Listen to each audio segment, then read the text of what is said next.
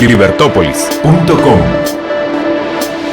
Está con nosotros Pablo Escobar Guerra. Él es miembro del Movimiento Cívico Nacional, MCN, y alguien que ha estado en esta investigación que es tan importante. Él fue el primero que la reveló, se acuerdan ustedes, en las redes sociales, cuando Pablo realizaba este video enfrente de las instalaciones del Ministerio de Educación, donde denunciaba que no estábamos teniendo la información adecuada del pacto colectivo que se estaba negociando entre el Sindicato de Trabajadores y Trabajadoras, porque por cierto así se llama, ¿no?, de Educación de Guatemala, el STEG, que está liderado por su secretario, el señor Joviel Acevedo, alias Satanás.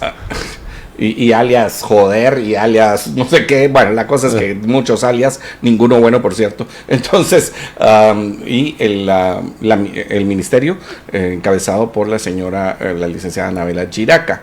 En este momento, pues se han seguido muchos procedimientos. Por cierto, por ahí salió alguien tirándose un procedimiento hasta arriba, o sea, tratando de ampararse, pero el Movimiento Cívico Nacional ha tenido esta diligencia responsable de ir paso por paso haciendo para que podamos conocer de qué se trata este pacto colectivo. Ya ve que resultó que la ministra salió hasta diciendo, pidiéndole permiso a Jodiel de ver si podía revelar lo que estaba en el pacto. Jodiel le dice que no. Esto se va hasta consulta a la madre, es que de veras, yo no sé quién le asesora, a la CC, y la CC le dice, mire, ¿usted por qué está preguntando esto? ¿Para qué lo quiere? O sea, fundamentese. Pero bueno, tenemos aquí a Pablo Escobar Guerra para que nos cuente del Movimiento Cívico Nacional cómo es que va el proceso. Pues muchas gracias por recibirnos nuevamente aquí, José Carlos, Sebastián. Honestamente ha sido un proceso largo. Los 6 meses del año hemos estado trabajando, poniendo nuestras energías en este tema, y ahorita nos encontramos justamente esperando la resolución de la Corte Suprema de Justicia. El 27 de mayo presentamos un amparo después de haber agotado, como mencionó José Carlos, haber agotado ese proceso administrativo.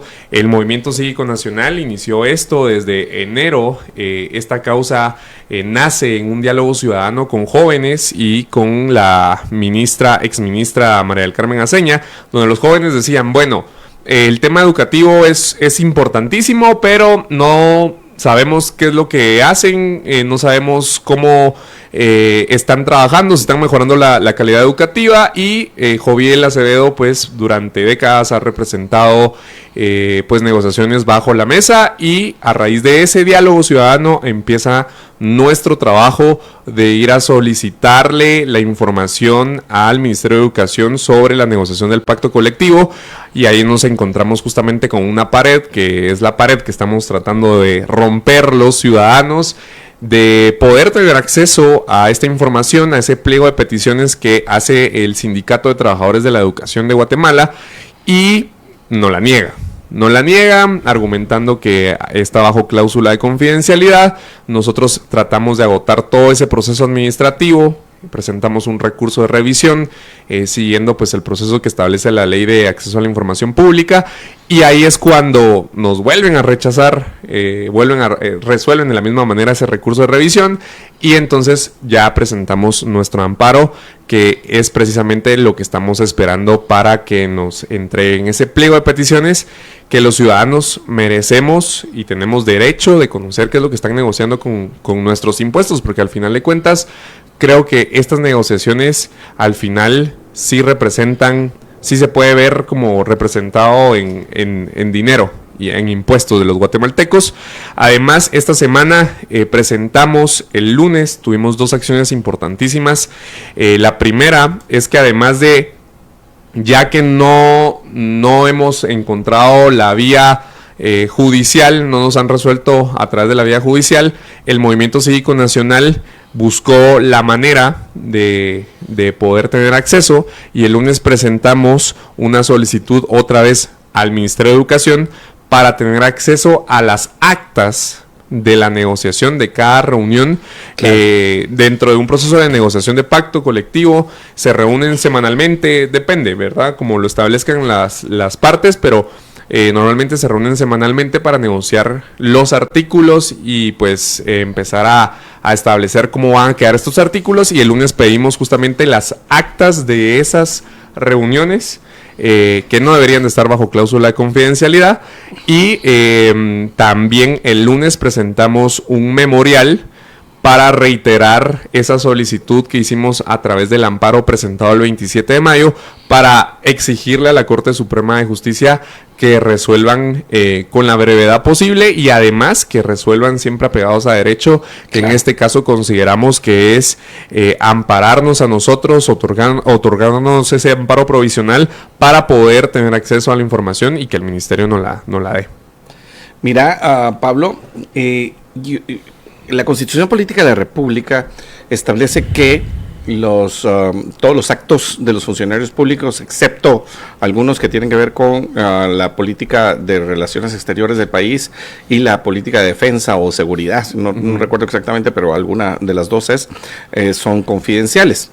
Después de eso, todo lo demás son actos públicos, sí, todo lo demás. Entonces, mi pregunta es, ¿no es nulo ipso iure, como se dice? O sea, nulo ipso iure, para los que no saben, es aquello que no cobra ninguna legalidad, sino que de una vez, desde el principio, como es en contra de las leyes o de la legalidad, es nulo, o sea, no tiene ni siquiera que cobrar vigencia. Y en este caso, la petición, más bien, no mantener en estado de confidencialidad un pacto colectivo que debe ser público, es nulo. O sea, y es que no tiene mucho sentido excusarse en nada, Pablo. Sí, totalmente. Nosotros consideramos que la Constitución es clara, ¿verdad? Y que no hay que permitir acciones ilegales, ¿verdad? Que contravengan esos derechos constitucionales. Es un derecho, además, humano el tener acceso a la información pública. Hay una convención interamericana sobre este tema del acceso a la información pública, y es por eso que nosotros le solicitamos a los magistrados de la Corte Suprema de Justicia que resuelvan este amparo lo más pronto posible, ¿verdad? Con la intención pues de que no nos salgan de que ya está firmado el pacto colectivo y los ciudadanos no nos enteramos de qué era lo que estaban negociando, y si estas negociaciones pueden estar como afectando a la población guatemalteca. Pablo, y una pregunta, ¿qué se ha escuchado, digamos, de secreto a voces que están negociando el sindicato del Ministerio de Educación? Privilegios de los que hemos tenido como mapeados que ya existen en el pacto colectivo, aumentos de esos privilegios, por ejemplo el tema de las licencias con goces de salarios para los integrantes de los comités ejecutivos de los sindicatos, tanto el sindicato mayoritario que es el STEG como los sindicatos adherentes, ¿verdad? Por ejemplo, en el pacto... ¿Cuántos sindicatos hay en el Ministerio de Educación? Si no estoy mal, creo que son 4. Ok.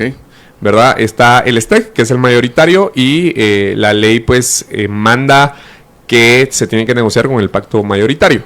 Entonces, este tema de las licencias, por ejemplo, que ha sido controversial en el pacto anterior, los que eran integrantes del STEC tenían licencia con goce de salario por tiempo completo durante el mes, siempre y cuando garantizaran que estuvieran haciendo labores sindicales.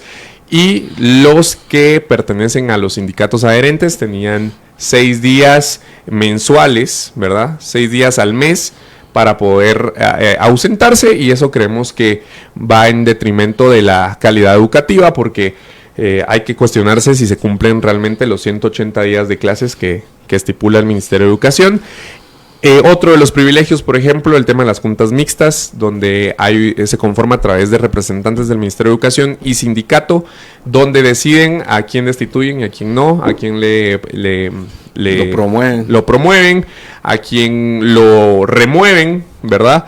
Y es un tema bien peligroso, porque nosotros en el Movimiento Cívico Nacional todas nuestras actividades han ido alrededor de este tema, y realizamos un conversatorio donde nos acompañó Verónica Spros de Empresarios por la Educación y también otros 2 maestros que nos compartieron su experiencia, y nos decía uno de los profesores justamente que es de Izabal, nos decía, es que miren, yo vi un proceso donde se estaba discutiendo la destitución de un profesor que había cometido abusos en contra de una menor y no se le pudo destituir porque era afiliado al sindicato.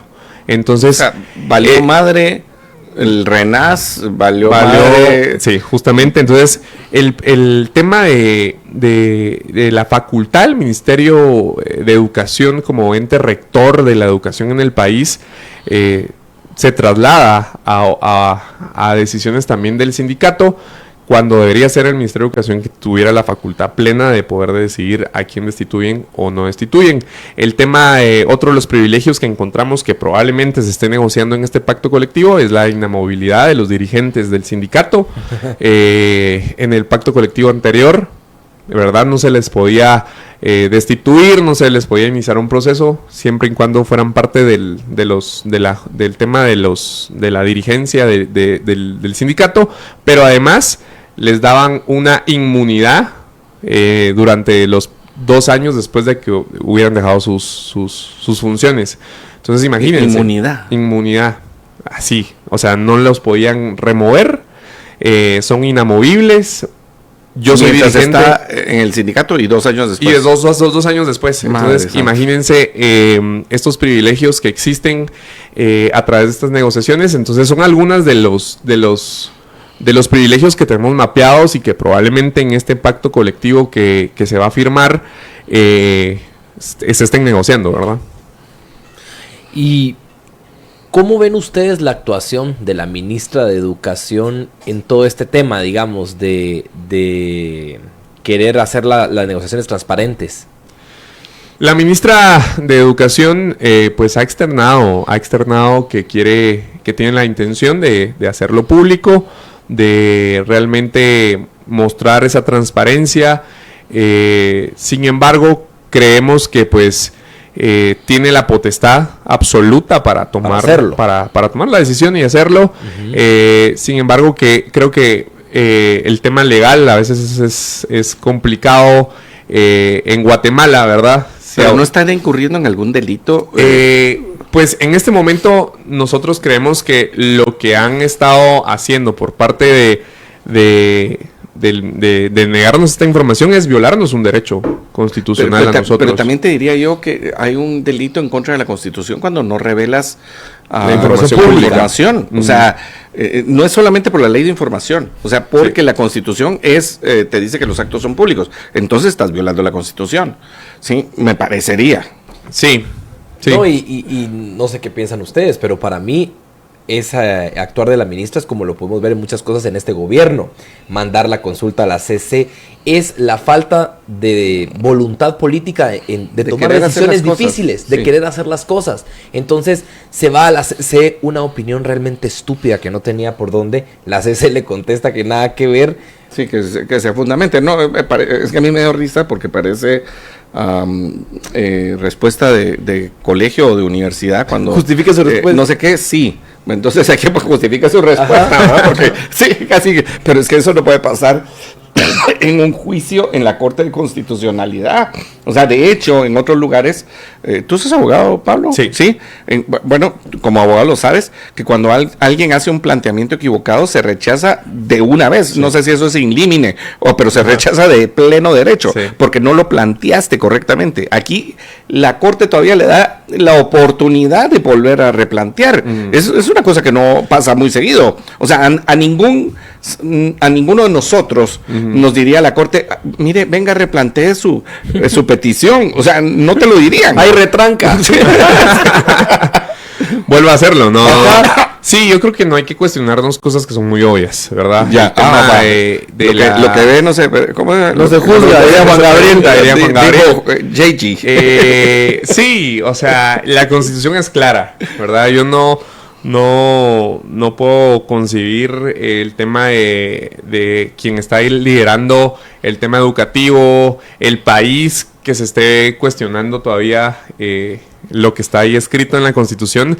Es clara la Constitución, todos los actos de la administración son públicos. Punto. Ahora, te voy a poner el otro lado, ¿sí? Nos sentamos en la silla de la ministra y nos encontramos con esta situación. ¿Y cuál es el miedo de que pueda revelarse? Porque le pregunta al sindicato, le pregunta, o sea, como que se quiere respaldar legalmente. O sea, realmente el miedo es que este sindicato pueda hacer una huelga nacional y que ponga en riesgo, pero yo creo que eso tendrá implicaciones también legales para los dirigentes y para las personas que están ahí. Yo creo que es un buen momento para darnos cuenta a todos los guatemaltecos que estas figuras como Joviel Acevedo siguen representando cuotas de poder que te pueden afectar el funcionamiento de tu administración, ¿verdad? Claro. Entonces, yo creo que es un momento oportuno para que nos demos cuenta que el poder está en manos equivocadas y que deberían de ser las autoridades las que tomen el mando y que no duden en hacer lo correcto, en realmente respetar la Constitución Política de la República de Guatemala. Y sí, probablemente el tema del poder que tiene Joviel Acevedo en el magisterio es un poder que puede paralizarte la educación, ¿verdad? Si en algún momento él considera que se está atentando contra esos privilegios que se les han otorgado durante décadas. Lo vimos en la manifestación que realizó después de esa carta que sacó la ministra de Educación. Fue una manifestación grande. Entonces probablemente puede ser un tema de no querer entrar en conflicto, ¿verdad? Con el magisterio, que podría en algún momento entrar a una huelga, parar la educación. Entonces sí es un problema que están tratando de evitar. Mira, yo, Pablo, te diría que es cierto que se quiere evitar. Ya bien dicen que es mejor un rato, ¿cómo es? Colorado que 1000 descoloridos. 10,000 descoloridos. Y que podría ser también el momento de una de esas decisiones que son fundamentales para la vida. O sea, si tú en realidad pones un alto, un límite, como se dice en psicología, en emociones, si le pones un límite a este abuso permanente de Joviel Acevedo y el Sindicato de Trabajadores y Trabajadoras de la Educación de Guatemala, tú pones ese límite, puede ser que logremos algo. Y es que yo no creo que se estén dando cuenta del asunto de largo plazo y de la estrategia. Yo puedo entender que pueda haber este miedo pero es que si tú ves el largo plazo, podría ser hasta el momento en que estos personeros cometan actos ilícitos y que se les pueda despedir para siempre del ministerio. Sí. O sea, creo que no están viendo the big picture, sino que están viendo solamente su pedacito del miedo de lo que tienen, de lo que va a pasar la próxima semana. Este sería el momento fundamental para la ministra de dejar de veras un legado y no como dejar de ser cortoplacista. Sí, y no como la anterior, que fue de veras una porquería. Sí, y dejar un antecedente a nivel estatal de cómo deberían de negociarse los pactos colectivos, porque muchas personas en las redes sociales nos dicen, ¿y por qué solo el Ministerio de Educación?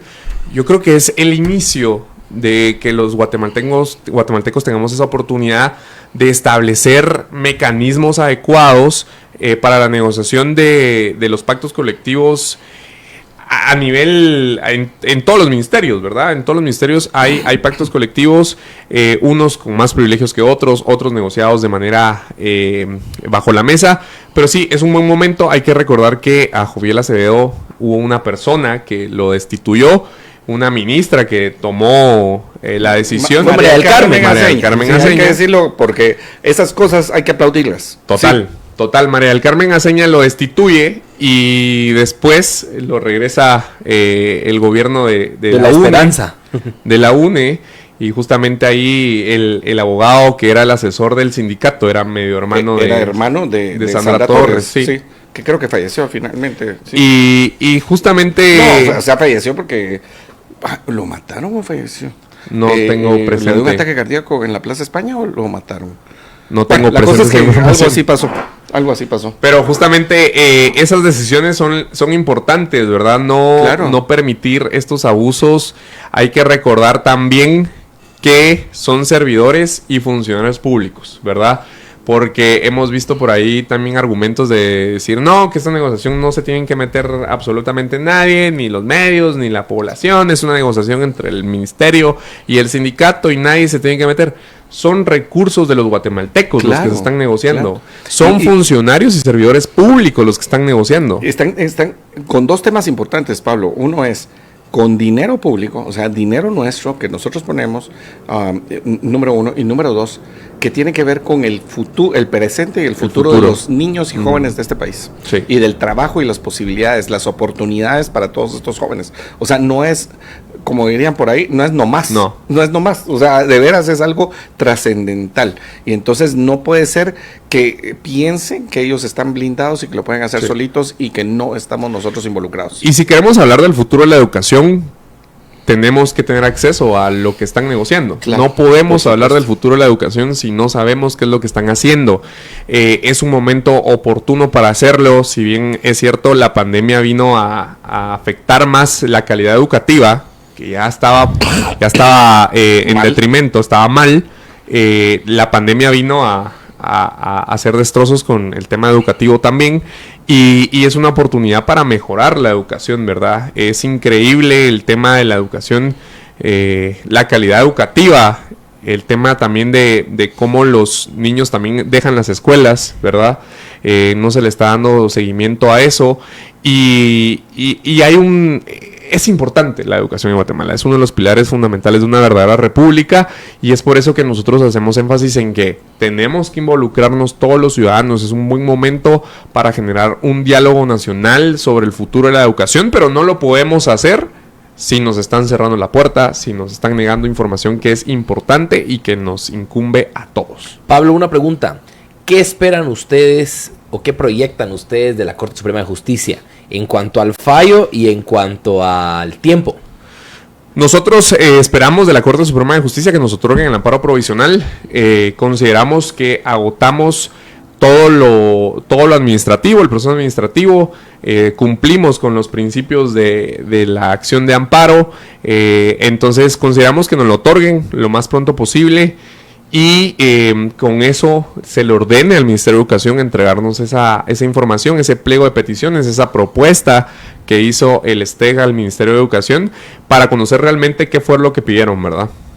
Bueno, Pablo, muchísimas gracias por haber venido. No, muchas gracias a ustedes. Y poder compartir esta necesidad importante de la revelación de los procesos públicos y de la información pública, porque no solamente la información, o sea, cómo se está realizando el proceso para que no termine en algo que nos perjudique y que perjudique a la niñez de este país. Totalmente. Muchas gracias por tu trabajo. No, muchas gracias a ustedes. Gracias a ustedes. ¿Tu mensaje final? Mi mensaje final es involucrémonos, ¿verdad? Los invito a estar pendientes de las redes sociales del Movimiento Cívico Nacional. Creemos que estos próximos días son importantes para el tema educativo, para el MCN también, que durante estos meses hemos estado trabajando constantemente y buscando soluciones, ¿verdad? Como les mencionaba, ok, nos negaron la información, no nos han resuelto el amparo, veamos qué otras alternativas tenemos, siempre respetando el tema de la legalidad. Y estén pendientes y creo que es un buen momento para exigirle a las autoridades, a la Corte Suprema de Justicia, a los magistrados de la Corte que resuelvan ese amparo lo más pronto posible, que nos otorguen ese amparo provisional y que el Ministerio de Educación nos entregue la información a la ciudadanía y que sepamos realmente qué es lo que están negociando y así juntos destapemos el Pacto Colectivo de Educación. Muchas gracias, Pablo. Muchas gracias. Antes de que vayamos al corte, solo le queremos comentar esta noticia que está en desarrollo a nivel mundial. Ya Microsoft aceptó que fue una falla en la actualización de su software CrowdStrike.